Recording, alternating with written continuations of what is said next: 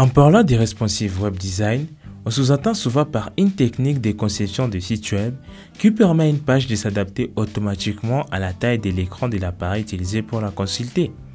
Que ce soit un smartphone, une tablette ou un ordinateur portable, votre site web s'affichera de manière lisible.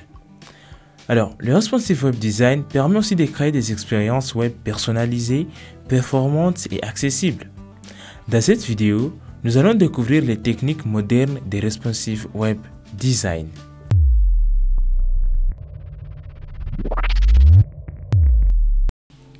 Pour qu'un site web soit responsive, il doit répondre à 3 critères essentiels. Premièrement, le contenu dynamique. Votre site web doit pouvoir s'adapter à l'ajout de nouveaux contenus sans compromettre sa mise en page. Deuxièmement, la flexibilité de la mise en page. Les éléments de votre site doivent pouvoir se réorganiser en fonction de la taille de l'écran.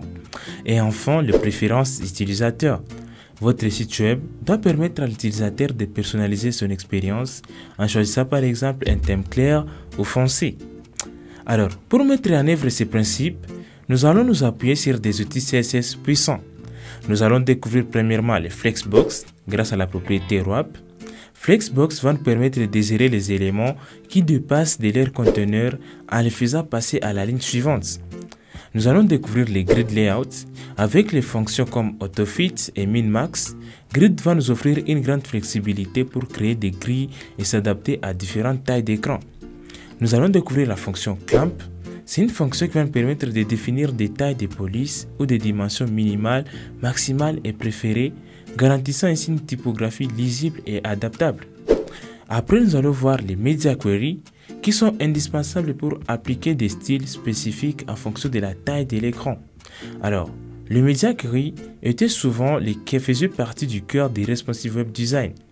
Et enfin, nous allons découvrir comment faire les thèmes clairs et sombres. Alors, sans pour autant tarder, découvrons ça en pratique. Alors, nous allons commencer par créer un conteneur. J'ai un fichier HTML vide, donc je vais créer un conteneur Flex. Je vais commencer d'abord par les Flexbox. Alors, une fois que j'ai le conteneur, je vais y mettre des enfants. Et comme je vous ai montré les raccourcis, nous allons faire .box multiplié par 5. Par exemple, je vais 5 box, c'est comme ça que je fais. Alors, une fois c'est fait, je vais commencer par la mise en forme. Pour la mise en forme, je vais partir ici dans style.css et c'est là où je vais commencer par mettre la mise en forme basique. Alors ici, sur chaque élément, je vais d'abord commencer par mettre padding 0, margin 0 et box sizing. Je vais mettre border box et ça, c'est la propriété qui va nous permettre de définir comment est-ce qu'on sera en train de calculer les éléments de notre boîte. Alors c'est toujours mieux de mettre border box, c'est conseillé. Donc on inclut aussi la bordure dans notre boîte. Alors, après cela, nous allons devoir mettre en forme notre conteneur.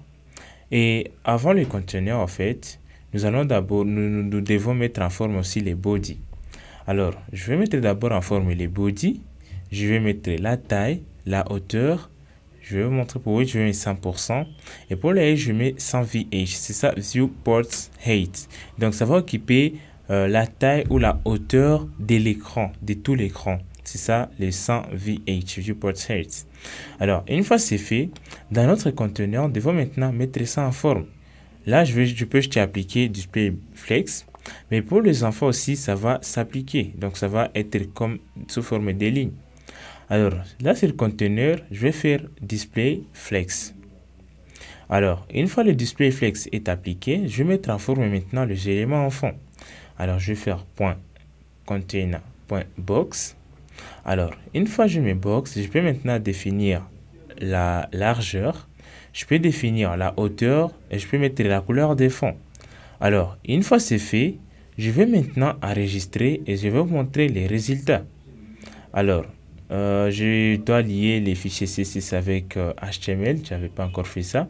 Je vais aussi ajouter l'espacement entre mes différents carreaux. Donc, je vais faire gap rm. Directement, nous avons notre espace qui est là. Alors, je vais essayer un peu d'agrandir pour vous montrer ce que ça va donner. Je vais ajouter la largeur à 200 pixels par exemple. Je vais essayer un peu de réduire. Et regardez bien, en réalité, ce que j'ai réduit, il y a la taille qui est en train de diminuer. Cela veut dire que les 200 pixels n'est pas respecté. Alors, pour régler ces problèmes, je vais faire Flex Wrap. Je vais acheter ce wrap. Si une fois j'enregistre, Chaque partie qui va dépasser la taille du conteneur, ça va automatiquement descendre à la nouvelle ligne. Regardez, directement ça descend. Plus je descends, plus les autres parties sont en train de descendre. Mais regardez bien, il y a l'espace qui reste. Or, moi, je veux que mes enfants puissent occuper l'espace disponible. Comment est-ce que je vais procéder pour les faire? Alors, pour ce faire, je ferai recours à une propriété flex sur mes enfants. Donc, je vais devoir supprimer les width, puis je vais faire flex. Et là, ça doit prendre trois valeurs. La première valeur, ça va dire au flex, aux enfants, d'occuper l'espace disponible de l'élément parent. La deuxième valeur va permettre à l'élément de se réduire si une fois l'espace disponible dans les conteneurs est insuffisant pour tous les éléments. Et la troisième propriété, c'est maintenant la taille. Alors regardez bien ce que ça donne. Alors, si une fois j'agrandis, il y a les choses qui sont en train de se faire. Où il y a directement les carreaux ou le boîte qui sont en train de s'auto-aligner automatiquement afin d'avoir une très bonne lisibilité. Alors, ça, c'est une première technique de faire des boîtes responsives ou un design qui est responsive. Nous allons découvrir d'autres techniques. Alors, à part les flexbox, découvrons les grids. Comment est-ce qu'on peut rendre nos boîtes ou nos box grids responsives? Alors, je vais commencer par supprimer ce qui concerne les grids. Le flex, excusez, et là je vais faire display grid, et comme vous le savez, par défaut ça va créer une seule colonne. C'est à nous maintenant de définir d'autres colonnes. Je vais supprimer les différentes propriétés des flex. Alors là je vais utiliser les grid template colonne, et pour ça je vais utiliser des fonctions CSS qui vont permettre de créer des choses ou des colonnes qui sont responsives. Premièrement, je vais utiliser la fonction repeat qui est utilisée pour répéter l'ensemble des colonnes ou des lignes. Alors ça va prendre un paramètre autofit qui est une valeur qui va ajuster automatiquement le nombre de colonnes, et aussi la fonction min-max. Cette fonction-là va définir la taille de chaque colonne répétée avec deux arguments, une taille minimale et une taille maximale. Cela veut dire que pour nous, la taille minimale sera de 200 pixels et maximale sera une fraction de notre élément parent. Alors regardez, quand je serai en train de descendre, il y a l'élément qui s'adapte directement avec les conteneurs. Alors, vous pouvez jouer avec ça pour voir comment est-ce que le layout va marcher avec grid. C'est que ce sont là les deux fonctions les plus utilisées pour créer des espaces ou des cases responsives avec les grid layouts. Alors, regardez, notre grid est en train de créer autant de colonnes que possible selon l'espace disponible à l'écran. Alors, c'est comme ça que ça marche avec les grid layouts pour créer des cases responsives. Découvrons maintenant comment rendre nos textes aussi responsifs. Dans ce cas, je vais devoir ajouter un titre. Et ce titre, par exemple, je vais donner ça, voici mon titre responsive comme contenu. Maintenant, je vais devoir utiliser la fonction clamp en CSS qui va me permettre de définir la valeur minimum, la valeur préférée et la valeur maximum dans CSS. Alors, par défaut, mon titre est statique. Cela veut dire ça ne change pas. Alors, comment est-ce que je peux faire pour que ça puisse s'adapter selon différents écrans? Alors, je vais choisir les H1. Pour le font size, je vais utiliser la fonction clamp. Alors, je vais utiliser les mesures dynamiques, cela veut dire les mesures qui s'adaptent selon l'écran. Alors, la première des choses à donner sur clamp, c'est la valeur minimum. C'est ça les 1 rem que je viens de mettre là-bas, cela veut dire que ce sera la valeur minimum. Alors, la valeur préférée, quelle est la valeur que moi je préfère? Par exemple, je préfère les 0.5 rem plus 2 viewport width. Cela veut dire que ça va s'adapter selon la largeur de mon écran, et maximum, ça ne doit pas dépasser 4 rem. Alors regardez, je vais devoir agrandir, et regardez, plus j'agrandis, plus mon texte s'agrandit aussi, plus je diminue, plus mon texte est en train de diminuer aussi. Alors, c'est comme ça que nous allons parvenir à créer des textes responsifs avec CSS. Alors, vous pouvez utiliser la fonction clamp avec d'autres propriétés, par exemple dans les padding, etc. et ça va marcher à merveille. Parlons maintenant des media queries. Alors, il arrive des fois que nous voulons appliquer un style prédéfini sur un écran. Par exemple, je vais cacher cet élément sur les grands écrans. Je vais changer la couleur des fonds sur des petits éléments ou sur des petits écrans, etc. Alors, pour ce faire, nous allons utiliser les media queries. Alors, pour commencer, je vais créer une classe texte, un div avec la classe texte. Je vais ajouter H1, voici du texte et puis je vais générer un paragraphe. Voilà. Alors, une fois que je viens de générer ça, je vais enregistrer et une fois que j'enregistre, je vais vous montrer ce que ça donne. Alors, j'ai ce contenu qui est là, j'ai les grids qui est en haut, j'ai aussi mon texte qui est là. Par exemple, maintenant, je vais cacher certains éléments. Par exemple, lorsque ça sera à telle taille, je ne vais pas voir les grids. Comment est-ce que je vais faire? Je vais maintenant utiliser les Media Query. Pour ce faire, je vais commencer par arrobase et puis média. Et là, je vais mettre maintenant la condition max width. Cela veut dire la taille maximale pour que le contenu qui se trouve là puisse commencer à s'appliquer. Par exemple, je me dis, je vais commencer à 720 pixels. Cela veut dire tout écran au-dessus de 720 pixels va appliquer ce style qui se trouve dans Média. Alors, je peux commencer maintenant à sélectionner les éléments. Je peux sélectionner point container. Et puis maintenant là, je vais faire par exemple display none. Donc, je vais cacher l'élément container. Cela veut dire que sur la taille, lorsque l'écran sera de 720 pixels ou moins de 720 pixels, les éléments grid ne vont pas être affichés. Regardez, je descends et l'élément vient de disparaître. Cela veut dire que j'ai atteint la taille ou la largeur de moins de 720. Alors, regardez, c'est comme ça qu'on peut faire. Et là, on peut changer même la couleur des éléments. On peut décider de faire beaucoup de choses dans ces blocs de code ici, selon la condition prédéfinie. Par exemple, je peux changer la couleur des box. Alors, je vais faire background, je vais faire blue-violet. Alors, vu que j'ai mis display none, ça ne va pas s'afficher, donc je vais d'abord commenter cette ligne ici.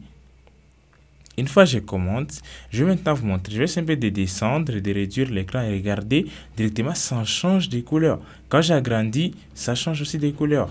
Alors, je vous laisse pratiquer cette partie sur le Media Queries par vous-même. Découvrons maintenant comment est-ce que nous pouvons adapter notre site web ou application web selon les préférences de l'utilisateur. Là, on parle du thème. Alors, la première des choses, je vais devoir initialiser root, donc la racine de mon application. Je vais dire, par exemple, on veut supporter le thème. Cela veut dire, ça peut être thème sombre ou thème clair. Là, je vais faire color scheme et là, je vais mettre lights and dark. Cela veut dire que là, nous venons de dire à notre navigateur que dans notre application, nous allons supporter le thème clair et le thème sombre. Regardez, automatiquement, quand je vais enregistrer, il y a le style par défaut qui sera appliqué. Alors, ça s'est appliqué parce que moi, dans ma machine, je suis dans les modes sombres. Cela veut dire que ma machine est dans les modes sombres et ça s'applique automatiquement. Alors, je peux personnaliser ce style que vous êtes en train de voir là-bas avec le média. Alors, le média va me permettre de mettre en forme selon des critères ou des conditions données, comme on l'a fait auparavant pour le Media Query, où on devrait spécifier l'écran dans lequel on veut appliquer les différentes mises en forme. Alors là, je vais faire média. Et dans média, dans les parenthèses qui vont s'ouvrir, je vais devoir mettre par exemple Preferred Color Scheme. Là, c'est pour mettre la préférence des couleurs. Alors là, je vais me dire par exemple, si une fois l'utilisateur a sa couleur préférée, c'est dark, cela veut dire les modes sombres, je vais appliquer tel style. Alors là, dans body, vous pouvez sélectionner tous les sélecteurs et appliquer un style différent des autres dans ces blocs de code. Alors, je vais faire background color. Après background color, je peux définir aussi la couleur du texte. Et là, je peux enregistrer pour voir ce que ça va donner. Alors, je vais enregistrer et je vais voir ce que ça va donner. Alors, il y a une petite erreur. Il y a là où je mal écrit. Donc, c'est color, pas color. Les S n'existaient pas. Et regardez, quand je vais enregistrer, il y a les couleurs qui viennent de changer. Alors, c'est comme ça que ça marche avec le Preferred Color Scheme. Et tous les codes qui se trouvent là vont être exécutés uniquement lorsque le thème sombre est détecté. Alors, je peux essayer un peu de changer le thème dans ma machine pour vous montrer comment est-ce que mon site web va s'adapter, comment est-ce que mon site web va agir. Alors, je vais partir dans les paramètres.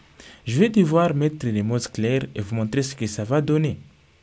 Une fois dans les modes clairs, regardez, il y a mon application qui a changé de couleur aussi. Je vais encore revenir. Je vais vous montrer ça en démonstration. Regardez, automatiquement, il y a mon site web qui s'adapte selon le thème préféré de mon système. Alors, c'est comme ça qu'on parvient à créer des systèmes ou des sites web qui s'adaptent aux préférences de l'utilisateur.